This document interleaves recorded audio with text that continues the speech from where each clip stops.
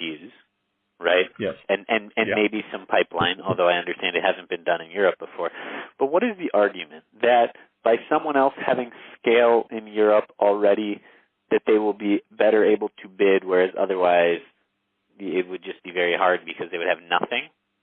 Exactly. Okay. I'm not sure whether it solves the credibility and reputation issue, though, because I don't know Messer.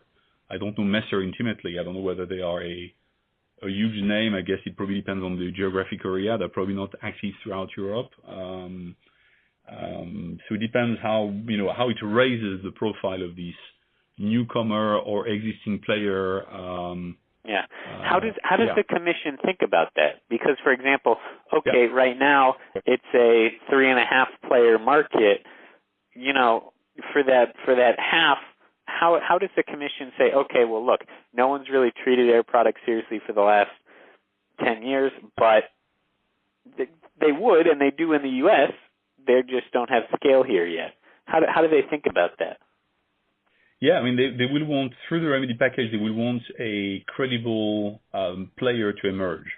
That's how they would think about it. They would want to make sure that whoever scoops the asset, let's take them one by one. I mean, Messer, for instance, it would be a nice one because it's European-based, because it's, although that doesn't count for much in the decomposed assessment, but it counts for something. So they already have the name, they already have a reputation, they probably already have some projects, so they're probably, and the market share is probably fairly limited in Europe for this type of project. So yeah, they've got a name in Europe, they're not unknown, so by giving them the right assets and the right tools as a remedy package, they could emerge as a credible bidders on 2019 project. That's what they would want you to check. What I'm wondering is, it's a difficult one, is what I'm not sure I've got the answer to this one, but whether Air Products with its 10+ market share, 10+% market share, whether there could be an argument that the Commission would prefer to take them and to reinforce a solid number 3 rather to ensure that the emergence of a number 4. The Commission has been sometimes a little bit dogmatic about what we call 4 to 3 mergers. We've seen that in telecoms, we've seen that in certain pharmaceutical sectors, I believe, as well, where they took a strong stance on we need a number 4 in each market, otherwise it's not working. And telecom is a very good one. But equally, they have cleared some 4 to 3 telecom deals in the past.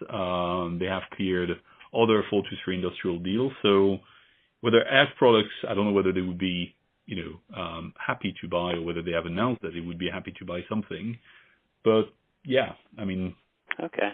I would not count on that. I think the Commission prefer to have the emergence of a number 4 than to promote Air Products. But it very much depends on what is on the table in terms of offers. Understood. Yeah. Understood. Can I ask very quickly? I apologize. Someone was just knocking on my door.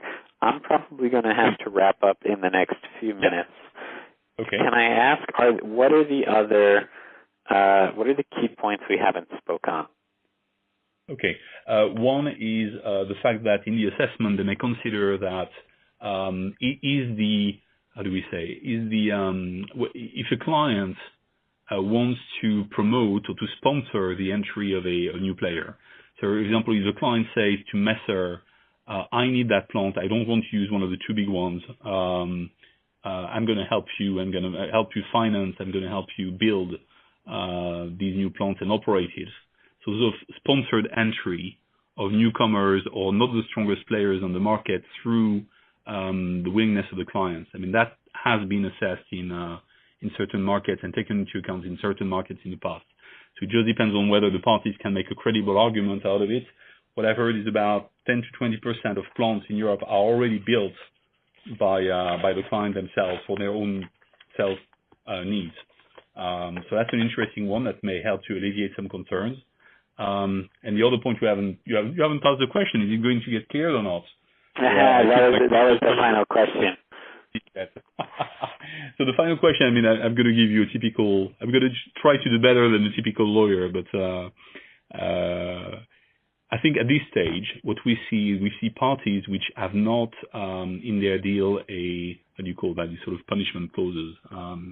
There is a name for it, a penalty clause to get out of the deal. They still choose